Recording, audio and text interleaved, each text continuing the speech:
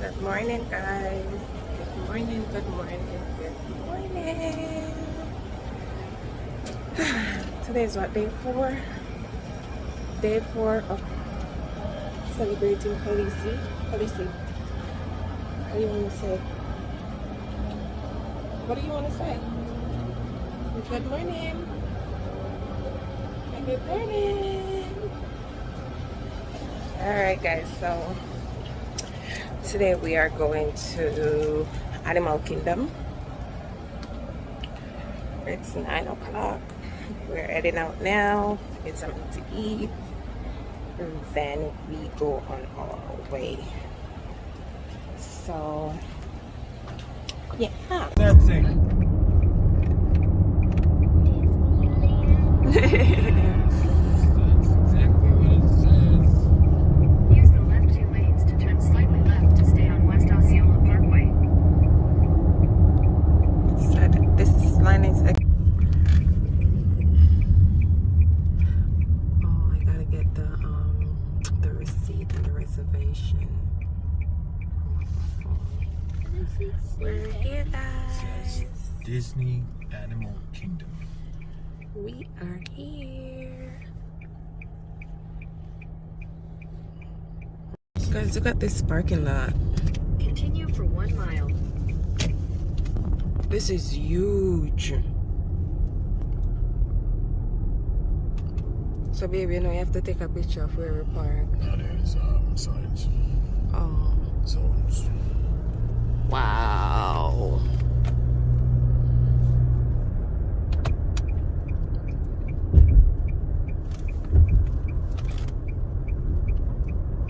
I guess those are the employees. Yeah. Makes sense. Look at that. And it's still not full. Look at that. Oh, you so much people come already? And what time it is? Not even 10 o'clock yet. And they're open at 8. Wow.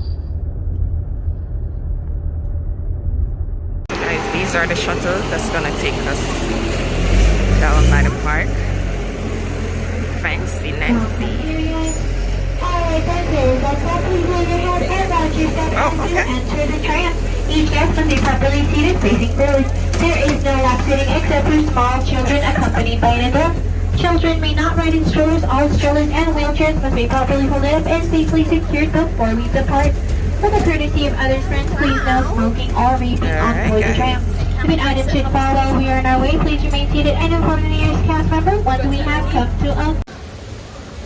So guys, we just got through checkpoints. It was so quick and fast. And let the journey begin. Whoa, where is the forest? Go see it. Look. Wow. Wow.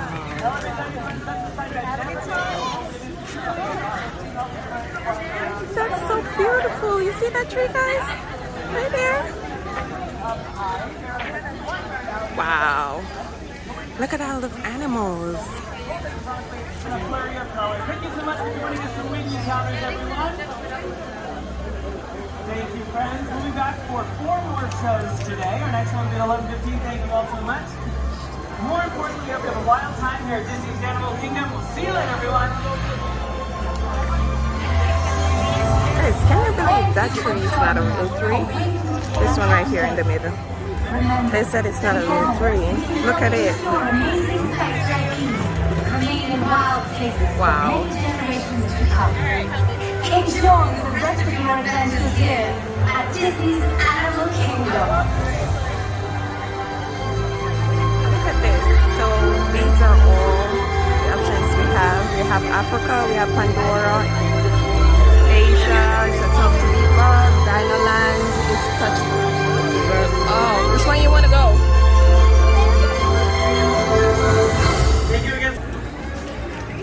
So guys, we're going to visit Africa first.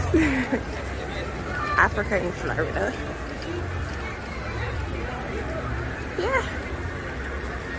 I hope you guys are enjoying the vlogs. Comment down below to let me know if you're enjoying it.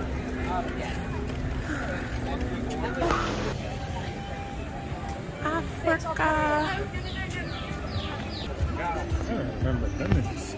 Oh, you know they make this so it goes. Oh, look at this, guys. It looks exactly like what I see on TV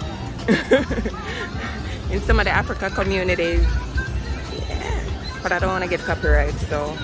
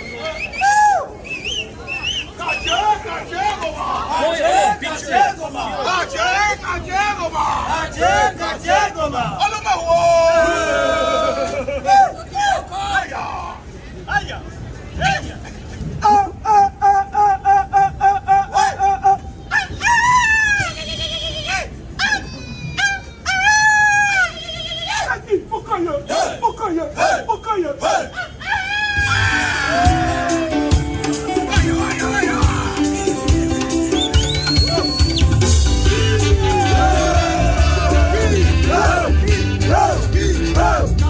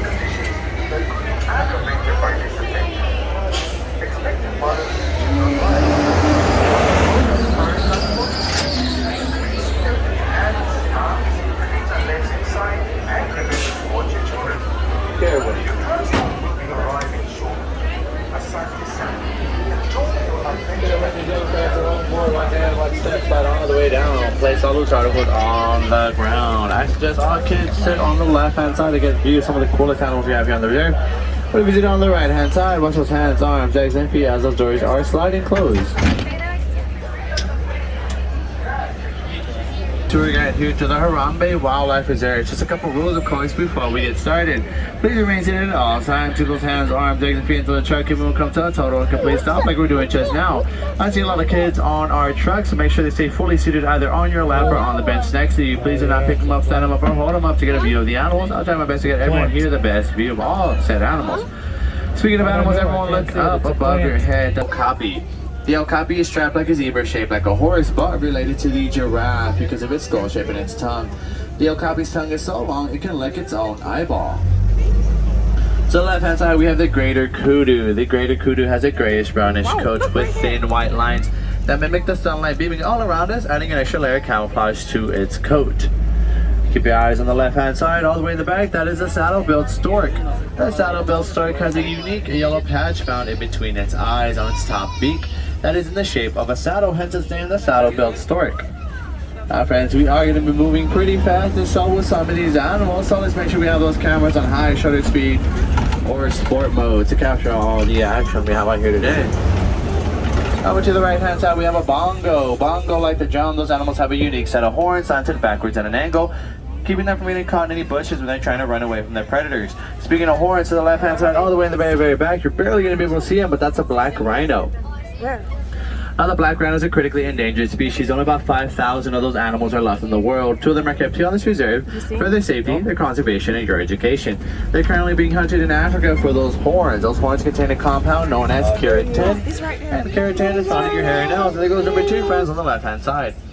Now with the black rhino, it's a little bit more aggressive than your commonly known white rhinos. And here on this reserve we have 2 species of rhinos. To the left is one, and up ahead towards the end we'll see our other species.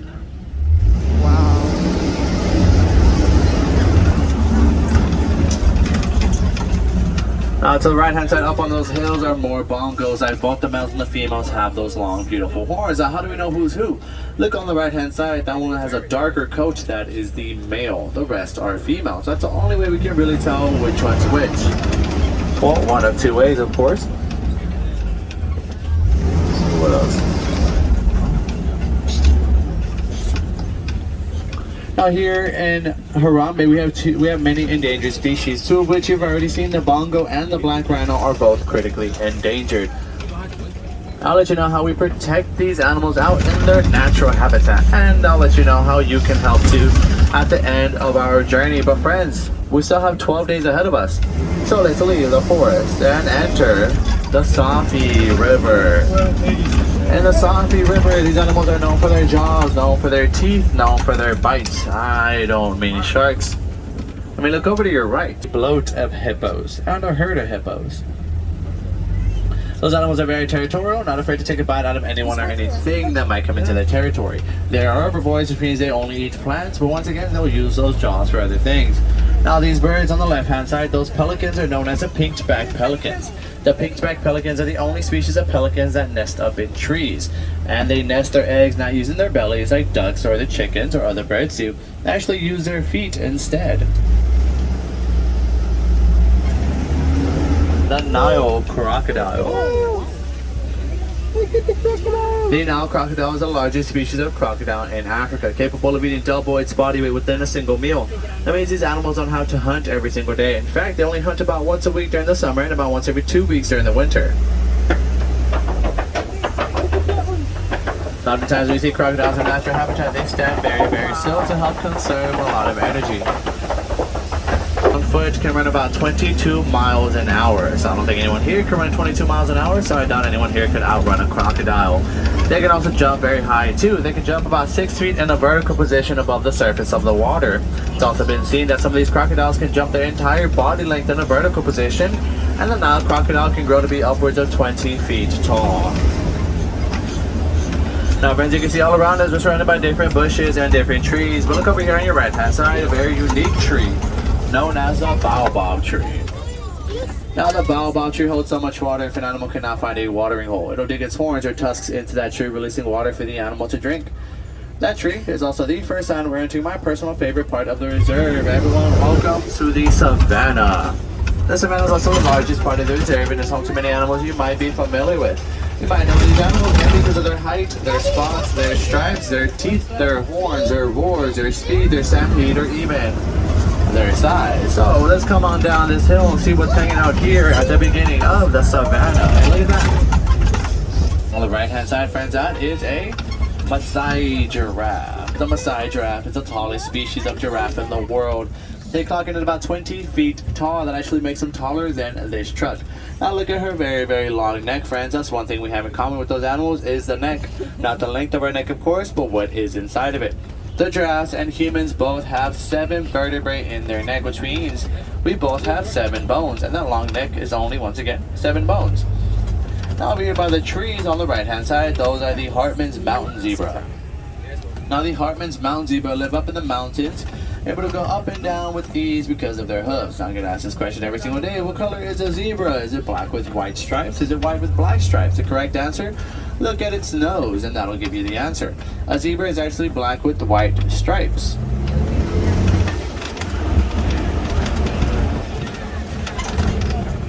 Now you guys look at that den of rocks. Deep into the den of rocks I see some sleeping African wild dogs. Now the African wild dog is one of the best hunters in the world. They have a 90% success rate of hunting. That means every single time they go out for the hunt, Wow. they almost always come back with their prey. These animals don't chase small animals. In fact, they hunt as a pack. What they will do is they'll just chase animals that are quadruple their size. They'll each take turns taking break and chase that animal till that prey eventually collapses from pure exhaustion, dehydration, or even a heart attack. At that point, all the dogs will go in for the final bite. Those dogs have a greater hunting success rate than the lions do. Over to the left-hand side, we have the sable antelope, a very reclusive, very territorial animal. As you can see, they're all the way by themselves, all the way in that corner, even though they're able to walk around this entire reserve. Well, friends, with those animals, hi friends, make sure everyone is fully seated. Sit down. Thank you. Now with these animals, they operate in a matriarchal society, which means the females are in charge and the females have all the power. The males do not. A pile of dirt to the left, and even taller pile of dirt. These are known as termite mounds. And termite mounds are made mountain zebra. Now there's only a few species of zebras in the world, and how do we identify them as such? They all kind of look the same. If you look closely at their neck, they have a piece of skin that hangs down that is known as a dewlap. A dewlap does help with a blood circulation, as you can kind of see that angle. Now zebras are one of the hardest animals to keep in captivity, even if it is for their own safety and their reproductivity. That's because they're not well at being in confined spaces. Now we go from the biggest animal, or should I say the tallest animals here, to one of the smallest animals on the right hand side. Those are the springbok. The springbok are the fastest animal, the second fastest animal, friends, on Earth. The little springbok, what it lacks for in size, it makes up for in speed, current a top speed of about 50 miles an hour. They can also jump very high too, 12 feet forward, 12 feet backwards, 6 feet up into the air from a standstill position, which means if it wanted to, they can jump over your head to the other side of this truck. Over to the left hand side, so look at that Maasai giraffe. Now with these animals, they graze and eat for about 3 to 4 hours at a time. So oftentimes if you come out here in the reserve, you're going to see them eating more than they're doing pretty much anything else. Here's a better look at that, a little bit of a closer look at that springbok on your right hand side. They have that light brown with that dark brown with that white. Often looks like a s'more if you ask me. Over to the right hand side, we have a herd of wildebeest. Now, if you look at this herd, it looks pretty big, right? A pretty big herd. Well, friends, this is microscopic to compare to how big they can get in the wild. A single herd can have upwards of 1.5 million of these animals in a single herd. Someone in a single herd is often speculated. You can see them from the International Space Station during their Great Migration, which takes them about 500 to 1,000 miles all across the savannah. The word wildebeest actually translates to the word wild beast in English from Afrikaans. That being said, these animals, a herd is known as a confusion. Why? Well, friends, when one of the animals starts to run, they all start to run. And when they stop running, they're all confused on why they were running in the first place. That's why they're known as a confusion. Also, when you see them stampeding, it all looks, I like to say, as organized chaos. They all run together, but no one knows where they're going, so they just run and they go with the flow. And over there to the left hand side, we have a smaller giraffe, smaller than the others. His name is Joffrey? Humphrey, my bad. Getting my animals mixed up today. His name is Humphrey. He only turned 1 about a couple weeks ago. Wow. So still very young. And as you can see a giraffe sitting down, which is pretty funny because when giraffes give birth, they don't sit down, they don't lay down, they stay standing and give birth, which means a baby giraffe is brought into this world falling 6 feet straight into the cold, hard ground. But a baby giraffe can actually see, hear, walk, and run within the first 15 minutes of its life. Now, I do apologize for the bumpy roads, broken tree limbs, and tree branches. Oh no, looks like we're entering elephant territory.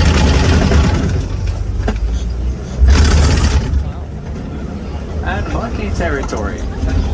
Look, friends, we have the monkeys on the left-hand side and the African elephants over on the right-hand side.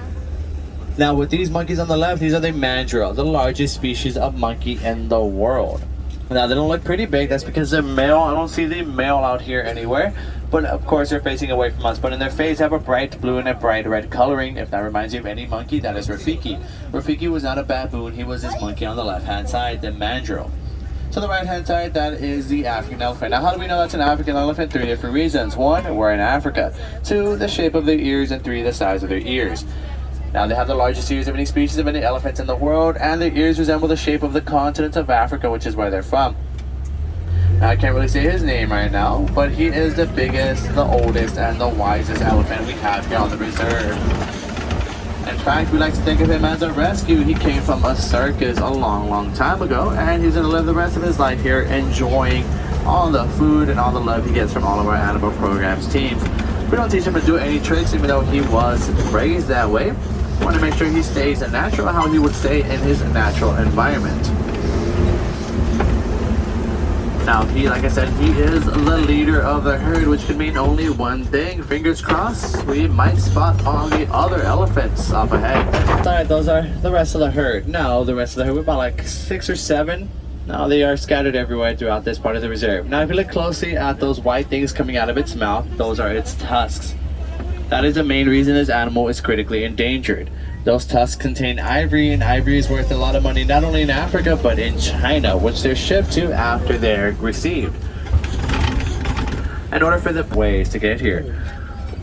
Now to the left hand side, we have the greater flamingo, the largest species of flamingo in the world. Also the ones that are the lightest shade of pink. Now if you look on that little island, we have little gray ones. Those are baby flamingos. If you look closer, I see 1 from left to right, 1, 2, 3. The one in the back, that is a baby. The other one's my baby, but he's the oldest. We can kind of tell because he does have his feathers. His feathers are starting to grow in. More elephants as well. I got rhino. Black rhino is also critically endangered, but not as endangered as a black rhino we did see earlier. These animals are the gentle giants I was talking about. The black rhino is a little bit more aggressive in comparison to these rhinos. That's why there's a bigger distance between those rhinos and these rhinos. Now over to the right hand side, you're going to see the rarest animal we have here on the reserve. Technically, he's not even endangered, he's actually extinct. That is the bontebok. The bontebok can no longer be found in his own natural habitat because of humans. So the only place you'll ever find him is in the care of humans, which is kind of weird.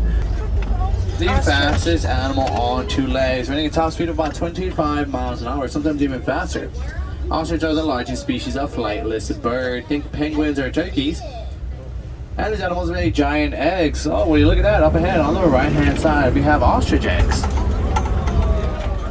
Each one of those eggs weighs around 3 pounds each, and the average human being can actually stand on them and they will not crack. That's how strong and durable those eggs are. Now friends, I spy with my eye over to your left hand side a warthog. Oh, never mind, he stood up, so everyone can kind of see him walking around. Oh. Now, typically when those animals do lay down, the Nigerian dwarf goats. The greatest of all time and the cutest of all time. The Nigerian dwarf goats are the only domesticated species we have here on the reserve, which means these are the only animals you can technically own as pets. They make great landscapers. It looks like we mowed the lawn this morning, friends. We don't own a lawnmower here on the reserve. They are the lawnmowers. And we do all the grass and all the weeds at your home. Make sure your lawn looks good all times of the year.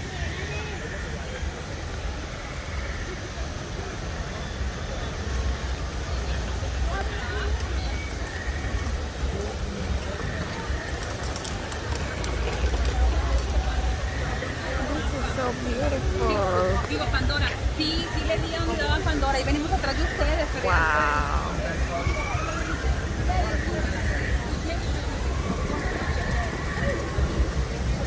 We're at Pandora now, guys. Want to take a picture over there? So guys, we're at the Pandora section of Animal Kingdom. Look at this. Look at this. Is it the alien?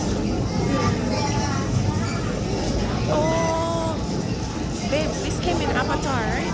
This was in Avatar for real. Yeah. Yeah. Oh, man. Oh, okay. Okay, got it. Wait, baby, wait.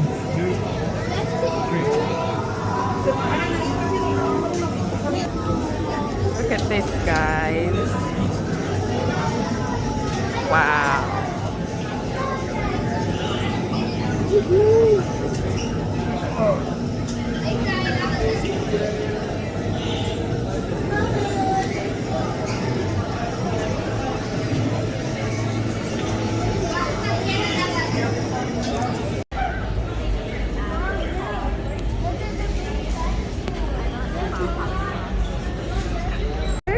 We're going for a ride.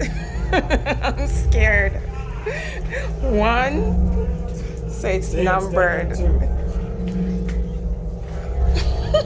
I'm scared. Decon? Check. Oh my god.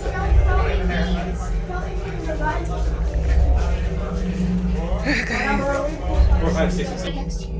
Can everyone see me? Yes. Great. Turn around. Welcome to the Avatar program.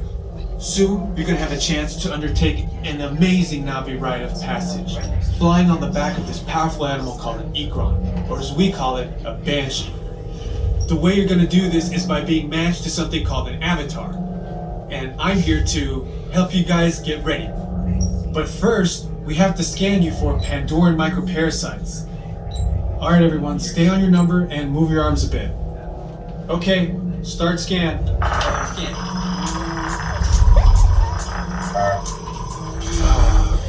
You've all got them. But don't worry, they're very common around these parts. Let's start the decon. Initiating GMR decon. Stand still over your number, you're not gonna feel a thing. You're doing great. Almost done here. We're all clear. Great. Now let's go over how all this works. Like I said before, you're going to be matched to these things called avatars, which look a lot like the Navi. They're created by blending human DNA and Navi DNA. Once we match you to an avatar, thanks to a special link chair, your mind will be able to control that avatar. Using avatars to fly this way was all figured out by my boss, Dr. Jackie Ogden. She leads our science team, which is part of the Pandora Conservation Initiative, and we're here in the Valley of Moara studying banshees and their environment. Over a generation ago, this enormous company called the RDA created a lot of damage to the area through their bad mining practices and conflicts with the Navi. Just like on Earth, it can take decades for ecosystems to recover.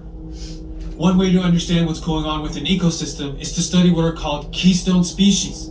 These are animals like tigers, jaguars, seals. The banshee is one of these important animals.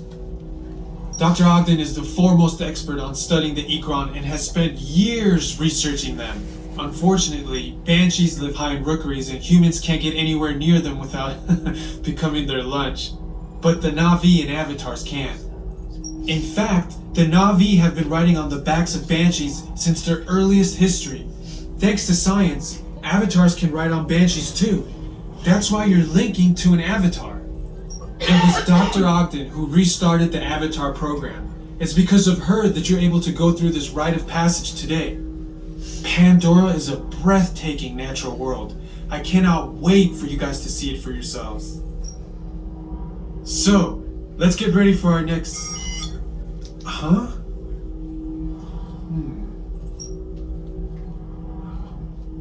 I'll be right back. Put the standby system on, quickly. Standby. We're looking into delays with the genetic matching system.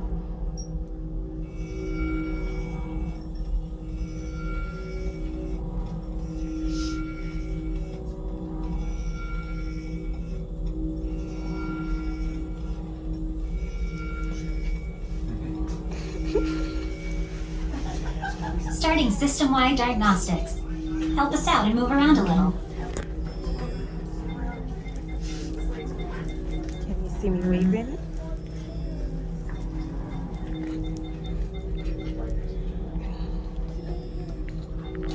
Okay, to get you flying on a Banshee, we need to find each of you an avatar. Let's prep the genetic sampling. I'm on it. Okay, first we need to find the compatible match of your genetic material with the genetic material of one of the avatar bodies that we already have. Once we do that, you'll be able to link to that avatar and fly. Help us out and move around the day. Almost. Yes, got it. Now, let's find you your avatar matches.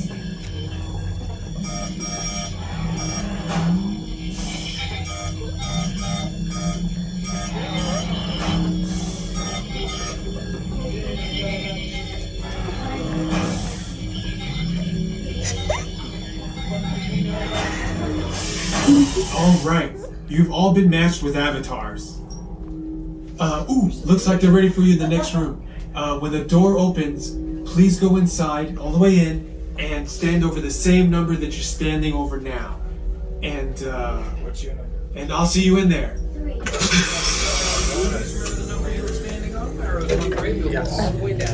Thank you.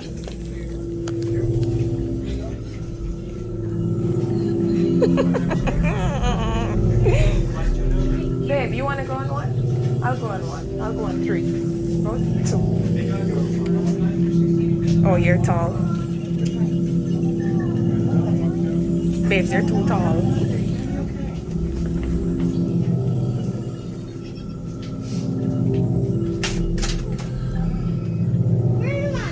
Great, you've all made it. It's important that you can all see me, so move a little if you can't. Before we send you to the link chamber, let's watch this piece by Dr. Ogden, who runs the program. Welcome, everyone. I'm Dr. Jackie Ogden from the Pandora Conservation Initiative. You're about to experience a ceremony that's very special to the Na'vi, flying on the back of an ikran, or as we call it, a banshee. To the Na'vi, connecting to an ikran and flying on its back is an incredibly important rite of passage they call Ikni Maya.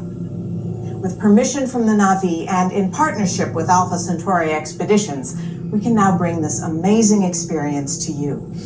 The way you'll be able to fly is by linking to an avatar that's already on the back of an ikran. Let's see how this works. We establish a link using powerful psionic amplification equipment. A human driver is connected to an avatar, which could be physically hundreds of kilometers away. When you follow our technician into the link chamber, you'll see a series of 16 link chairs. Please go to the number that matches the number you're standing on now. First, stow your gear in the storage containers on the back wall. This should include all bags, cameras, and other items, including cell phones. It's important to push them all the way into the bin. Then get onto the chair as you would a bike. Straddle the seat, step forward, and sit down. Slide your hips forward until you are against the chest pad, and then move your feet all the way forward. Wait until you're seated before you put on your flight visors. Hold on to the hand grips as shown. It's important to hold on to the hand grips at all times.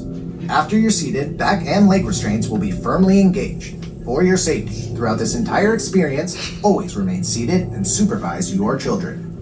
Once the link takes place, you'll be connected to your avatar and sitting on the back of an eCro. It'll feel like you're really there.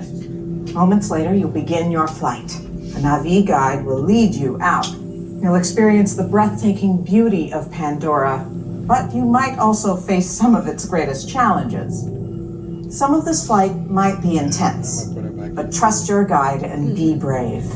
As the Na'vi say during this important rite of passage, Stivak Ho, rise to the challenge.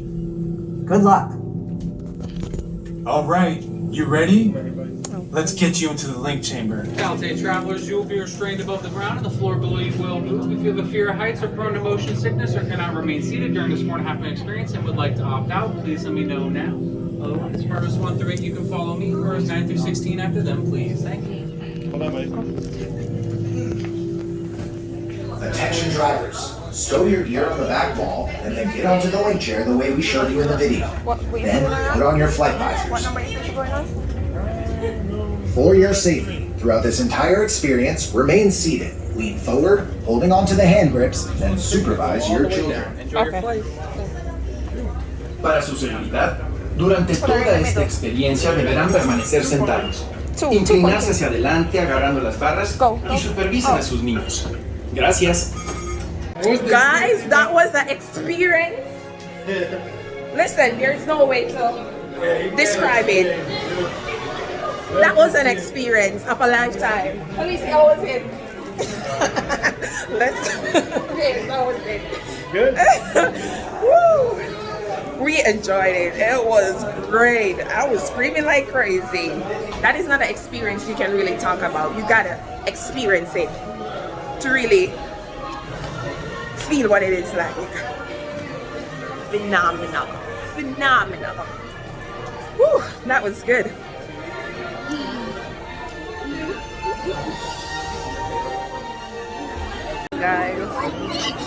Guys, it's been a long day. We've been here since 9 o'clock this morning. It's 4 o'clock and the park closes at 4, at 8. I wish I had more battery time, but my battery is about to die. So I'm here to close off the vlog, today's vlog. Sorry I couldn't take you on more adventure. But yeah, I'll see you tomorrow. We got 3 more days here, so I'll see you tomorrow. Let's see what tomorrow brings. But anyway, guys, thanks for watching. See you in my next vlog. Bye.